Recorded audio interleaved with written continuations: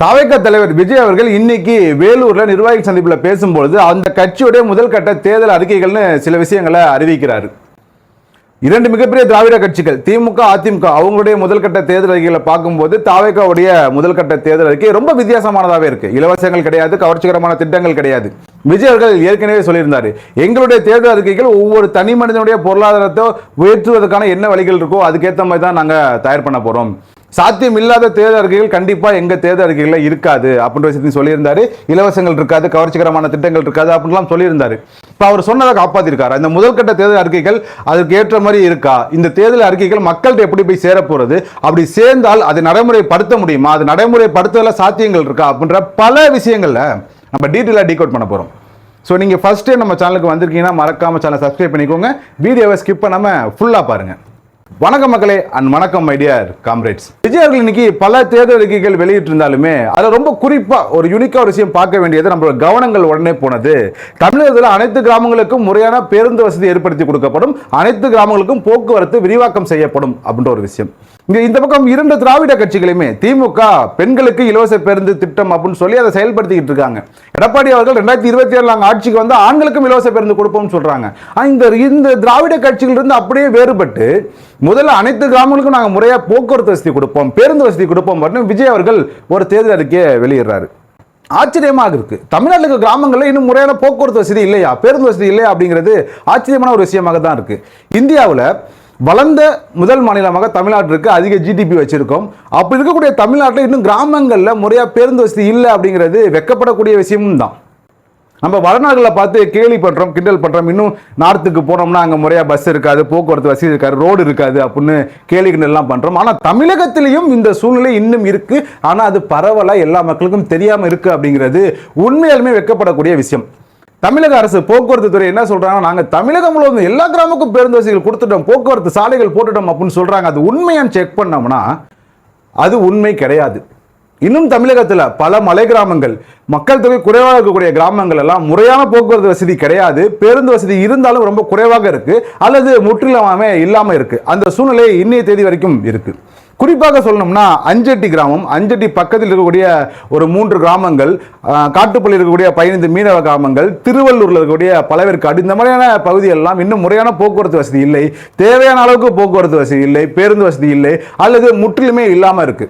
சிவகங்கை, ராமநாதபுரம், வைரலாமூர் அப்படின்ற ஊர்கள் எல்லாம் 75 வருடமாக இந்த வைரலாமூர் ஊரெல்லாம் போராட்டம் பண்ணிட்டே இருக்காங்க. எங்களுக்கு பேருந்து வசதி வேணும் அப்படின்னு. அவங்களுக்கு பேருந்து வசதி இன்னும் முறையாக கிடைக்கல. சிவகங்கை, ராமநாதபுரம் பகுதியெல்லாம் இன்னும் பல கிராமங்கள்ல இந்த பேருந்து வசதி அப்படிங்கிறது தேவைக்கு ஏற்ப அளவில் இல்லாம இருக்கு, அல்லது முற்றிலுமே இல்லாம இருக்கு. அப்படி விஜய் அவர்கள் சொன்ன இந்த அறிக்கை, அனைத்து கிராமங்களுக்கும் முறையான தேவையான அளவுக்கு பேருந்து வசதி ஏற்படுத்தக்கூடும், போக்குவரத்து சாலைகள் விரிவாக்கம் செய்யப்படும் அப்படின்னு கொடுத்த இந்த தேர்தல் அறிக்கை கண்டிப்பாக அந்த பகுதியில் கூடிய கிராம மக்களுக்கு பயனுள்ளதாக இருக்கும். அந்த கிராமத்தில் இருக்கக்கூடிய மாணவர்கள் படிக்கிறதுக்கு, பள்ளிக்கூடம் வரதுக்கோ, கல்லூரிக்கு போறதுக்கோ, அல்லது வேலைகளுக்கு போறதுக்கோ அவங்களுக்கு ரொம்ப ஈஸியாக இருக்கும்.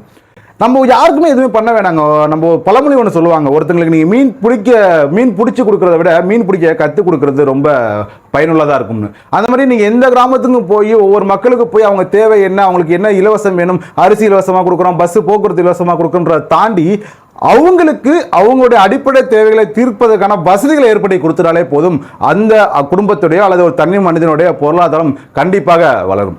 இப்போ நீங்கள் இந்த வீடியோ பார்த்துட்டு இருக்கீங்க, ஏதாச்சும் ஒரு கிராமத்தில் இருக்கீங்க அப்படின்னா உங்கள் ஊரில் முறையான அளவுக்கு பேருந்து வசதி இருக்கா, இல்லை பேருந்து வசதி சுத்தமாக இல்லாமல் இருக்கா, உங்களுடைய கிராமம் நிலைமை என்னவா இருக்கு அப்படிங்கிறத கீழே கமெண்ட்ல சொல்லுங்க.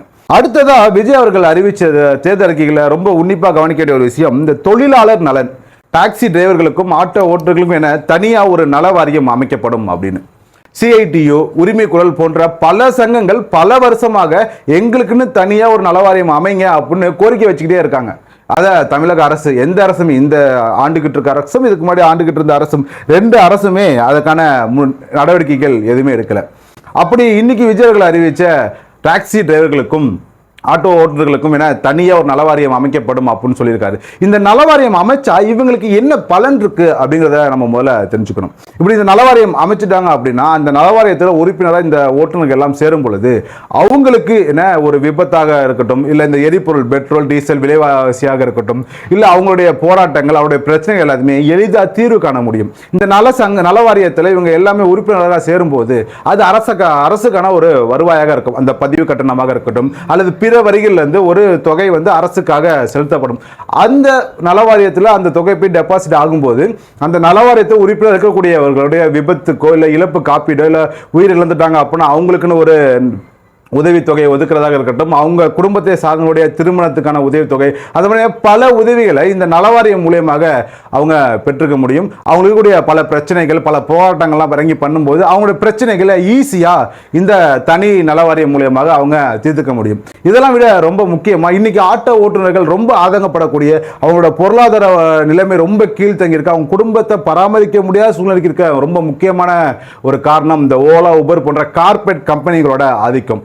இப்படி ஒரு தனி நலவாரியம் இருந்துச்சு அப்படின்னா அவங்களுடைய சேவையை பாதிக்கக்கூடிய அவங்களுடைய வாழ்வாதாரத்தை பாதிக்கக்கூடிய இந்த மாதிரியான ஓலா உபர்ன்ற மாதிரியான தேவையற்ற சேவைகளை முழுமையாக தடுக்க முடியும். அப்படி தடுக்கும் பொழுது ஒவ்வொரு ஆட்டோ டிரைவர்களாக இருக்கட்டும் அல்லது ஒரு டாக்ஸி டிரைவராக இருக்கட்டும் அவங்களுடைய பொருளாதாரம் அவங்க குடும்பத்தோட பொருளாதாரம் சற்று வேகமாகவே உயர்றதுக்கான வாய்ப்புகள் இருக்கு. ஆட்டோ ஓட்டுநர்கள் டாக்ஸி டிரைவர்களோட வாழ்வாதாரம் அவங்க வாழ்வாதாரத்தை மீட்டு எடுக்கிறதுக்கு இந்த அவங்களுக்கான இந்த நலவாரியம் பெருசா அவங்களுக்கு கை கொடுக்கும். அப்படி பார்க்கும் பொழுது இந்த திட்டமும் முறையாக செயல்படுத்தப்பட்டால் ஆட்டோ ஓட்டுநர்கள் டாக்ஸி டிரைவர்கள் எல்லாத்துக்குமே அவங்களுடைய தனிப்பட்ட பொருளாதாரத்தை வளர்த்துக்கிறதுக்கும் அவங்க குடும்பத்தோட பொருளாதாரத்தை வளர்த்துக்கிறதுக்கும் ரொம்ப ரொம்ப ரொம்ப உதவியா இருக்கும் அப்படிங்கிறது உண்மையாலுமே அப்பட்டமான ஒரு உண்மை. அதை மறுத்து பேசவோ இல்லை மாற்று கருத்து தெரிவிக்கவோ அதில் வாய்ப்பே கிடையாது. அடுத்ததா பெண்கள் குழந்தைகளுக்கு என கடுமையான பாதுகாப்பு சட்டம் இருக்கும். எங்கள் ஆட்சி பெண்களுக்கும் பாதுகாப்போட பெண்களுக்கும் குழந்தைகளோட பாதுகாப்புல நோ காம்ப்ரமைஸ், சட்டம் ஒழுங்கு முறையாக பாதுகாப்போம், அதே நேரத்தில் தமிழகத்தில் போதை கலாச்சாரத்தை முற்றிலுமா ஒழிச்சிடும் அப்படின்னு சொல்றாரு. இதெல்லாம் கண்டிப்பா நடைமுறையான விஷயங்கள் தான். இன்னைக்கு இருக்க ஆட்சியாளர்களே அதெல்லாம் பண்ண முடியும். ஆனால் அது ஏன் தெரியல, அவங்க அதுக்கு முறையான ஸ்டெப்ஸ் எடுக்கிறது இல்லை. ஒரு பொறுப்பு டிபிஜியை வச்சு இன்னும் காலம் தாழ்த்திட்டே இருக்காங்க. ஒரு டிஜிபி கூட அரசாங்கத்தால் போட முடியல அப்படிங்கிறது தான் மிகப்பெரிய வெட்கக்கேடான ஒரு விஷயம். அப்ப இதுவுமே கண்டிப்பா செயல்படுத்தக்கூடிய ஒரு தேர்தல் அறிக்கை தான். அடுத்ததாக பார்த்தீங்கன்னா அரசு கல்வி நிலையங்களில் முறையான பாத்ரூம் வசதி இதை கேட்கப்ப ஏதோ நம்ம நார்த்தில் இருக்கிற மாதிரியோ ஏதோ ஒரு பின்தங்கிய 1970கள் 80கள் இருக்கும்போது நமக்கு தோணுது. ஏன்னா இதெல்லாம் ஒரு தேர்தல் அறிக்கையா? ஒரு அரசு கல்லூரியில் ஒரு பள்ளிகளில் முறையான பாத்ரூம் வசதி எடுத்து கொடுப்போம், சுத்தமான குடிநீர் வசதி செஞ்சு கொடுப்போம், இதெல்லாம் ஒரு தேர்தல் அறிக்கையா அப்படின்னு கேட்டிங்கன்னா இதுதான் ரொம்ப முக்கியமான தேர்தல் அறிக்கை.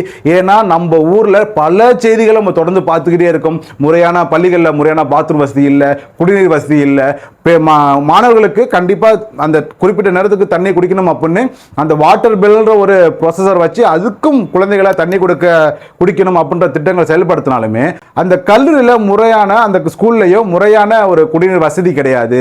அங்கே சுத்தமான குடிநீர் கிடைக்க மாட்டேங்குது. அங்கே கழிவுகள் சரியா இல்லை. எத்தனையோ நம்ம செய்திகளை பார்த்துருக்கோம்.